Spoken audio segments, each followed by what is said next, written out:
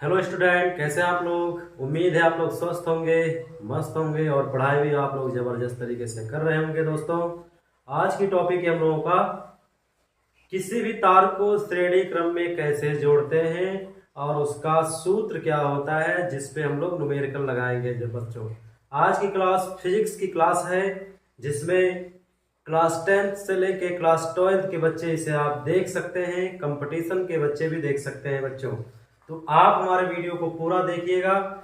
मैं यकीन दिलाता हूं आपको, बोर्ड में आपके नंबर पक्के हो जाएंगे। दोस्तों, तो ठीक है, आइए टॉपिक को लोग शुरू करते हैं।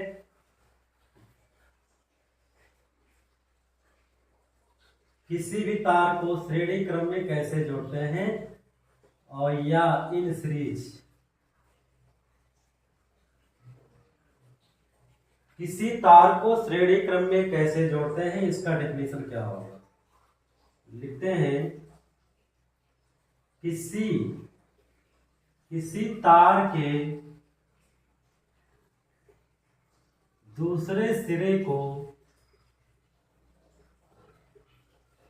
किसी तार के दूसरे सिरे को किसी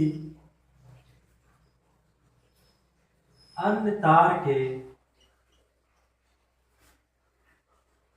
पहले सिरे से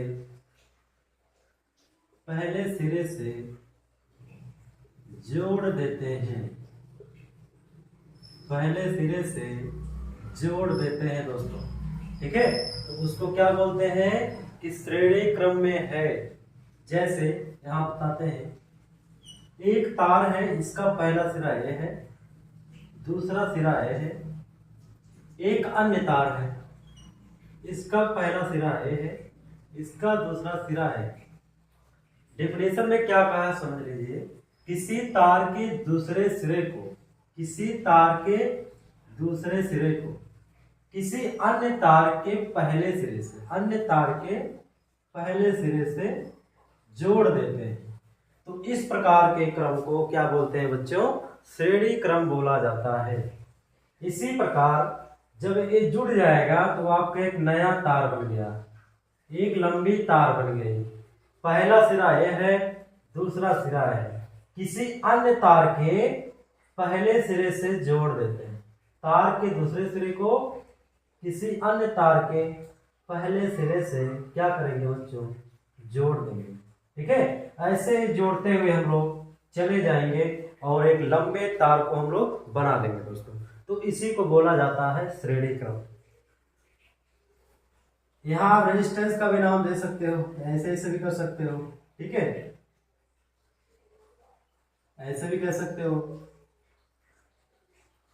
तो आप लोग नोट कर लीजिए। इसके बाद हम लोग डेरिवेशन करते हैं फार्मूले को, जिसपे न्यूमेरिकल लगेगा दोस्तों। फिजिक्स के शानदार क्वेश्चन लगेंगे। आइए डेरिवेशन करते हैं हम लोग। बहुत ही शानदार डेरिवेशन होगा। आप हमारे वीडियो को पूरा देखिएगा, जिससे आपके बोर्ड के एग्जाम में आपके नंबर पक्के हो जाएं और न्यूमेरिकल आप आसानी से लगा सकें।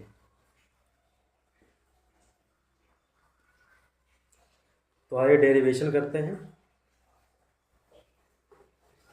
श्रेणी क्रम हमने समझ लिया कि श्रेणी क्रम में किसी चालक तार को कैसे जोड़ते हैं बच्चों। आइए इसके आगे देखते हैं बच्चों, सॉल्व करते हैं।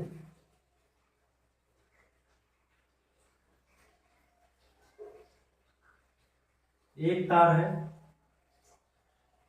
दूसरा तार है, तीसरा तार है। तीन तार को लेकर हम डेरिवेशन करेंगे।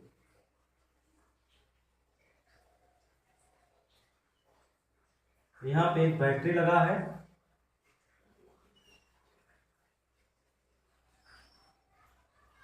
ठीक है दोस्तों।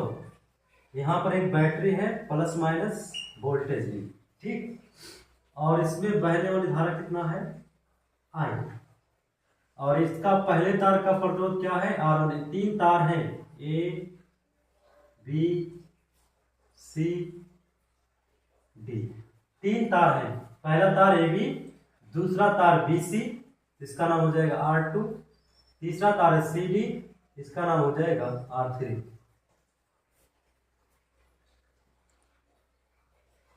अब देखिए दोस्तों, इसमें क्या होता है, श्रेणी क्रम में क्या होता है, श्रेणी क्रम में बहने वाली धारा समान होती है, लेकिन वोल्टेज सभी प्रतिरोधों में वोल्टेज क्या हो जाएगा, अलग अलग होगा दोस्तों। ठीक है, तो आइए लिखते हैं। माना 3 प्रतिरोध तार, माना 3 प्रतिरोध तार AB, BC तथा CD हैं, जिनके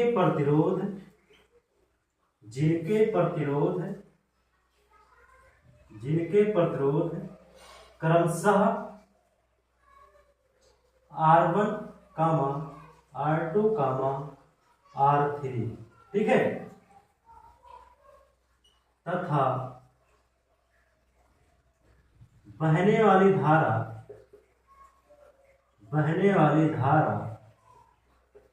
कैपिटल I तथा विभवांतर तथा कुल विभवांतर कैपिटल B है। फिर लिखेंगे, यदि R1 के बीच,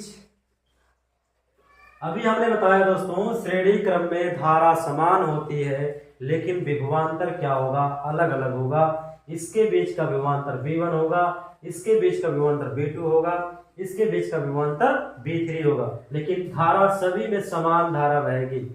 यहाँ V1 हो जाएगा, यहाँ पर क्या हो जाएगा, V2 हो जाएगा, यहाँ पर V3। यही चीज हमें लिखने जा रहे हैं। यदि R1 के बीच विभवांतर V1, R2 के बीच विभवांतर V2 तथा R3 के बीच विभवांतर V3 है। तब अभी तक हमने दोस्तों समझा है कि 3 तार हैं आपके पास, 3 प्रतिरोध तार हैं। तार कौन कौन है, AB है, दूसरा क्या है BC है, तीसरा क्या है CD है। पहले तार का प्रतिरोध R1 है, दूसरे का प्रतिरोध R2 है, तीसरे का प्रतिरोध R3 है। क्योंकि श्रेणी क्रम में है तो बहने वाली धारा क्या होगी, समान होगी, और वोल्टेज क्या होगा, अलग अलग वोल्टेज होगा। तो पहले में वोल्टेज V1, दूसरे में V2, तीसरे में V3। यही चीज हमने अभी तक लिखा है दोस्तों, और इसके अलावा कुछ नहीं लिखा है। ठीक है, अब इसके आगे आइए नोट करते हैं, जल्दी से आप लोग नोट कीजिए।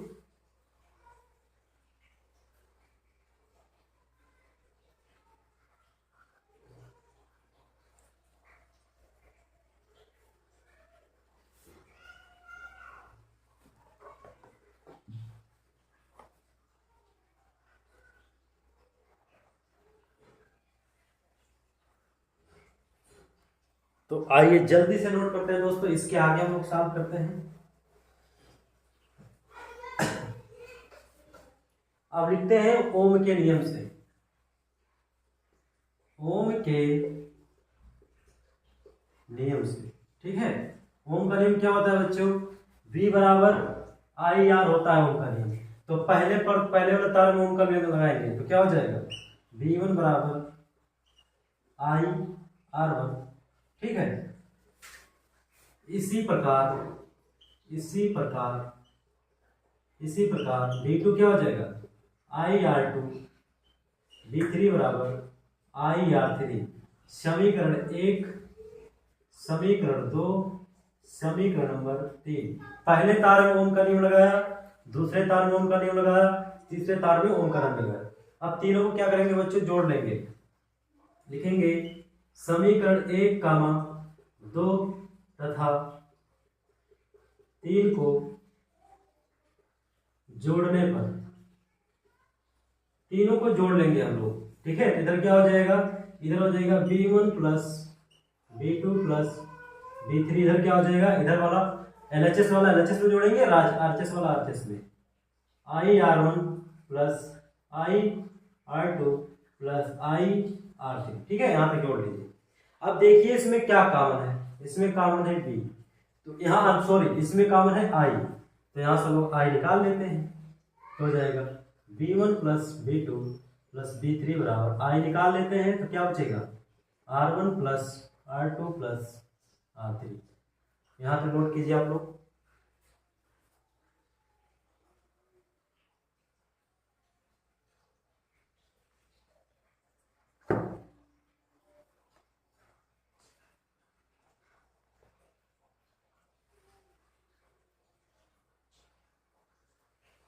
यहाँ IR1 plus IR2 plus IR3 लिखा है बच्चों। अब देखिए यहां पर क्या होगा, यदि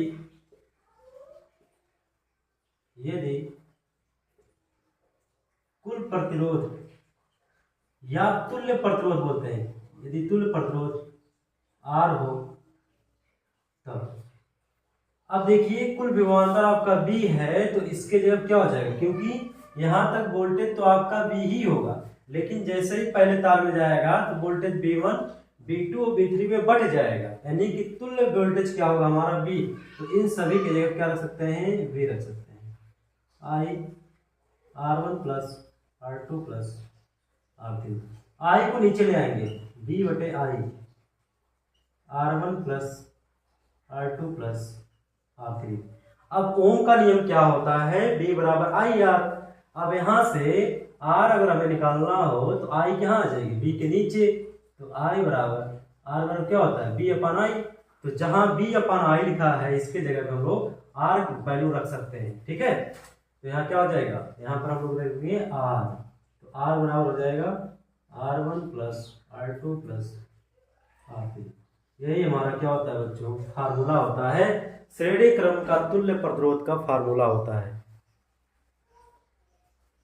अगर कोई तार श्रेणी क्रम में है तो उसका रिजल्टेंट रेजिस्टेंस क्या होता है, तुल्य प्रतिरोध क्या होता है, सभी तार के प्रतिरोधों को लगातार हम लोग जोड़ते हुए चले जाते हैं। अगर यहाँ कोई 4 तार हो तब क्या करेंगे, तो यहाँ फार्मूले में आ जाएगा R प्लस R4, अगर 5 तार है तो R5, अगर 6 है तो R4 plus R5 plus R6, ऐसे ही करते हैं हम लोग आगे बढ़ जाएंगे दोस्तों। जितना तार जोड़ेंगे उसके बाद इसी फार्मूले में सब ऐड हो जाएगा।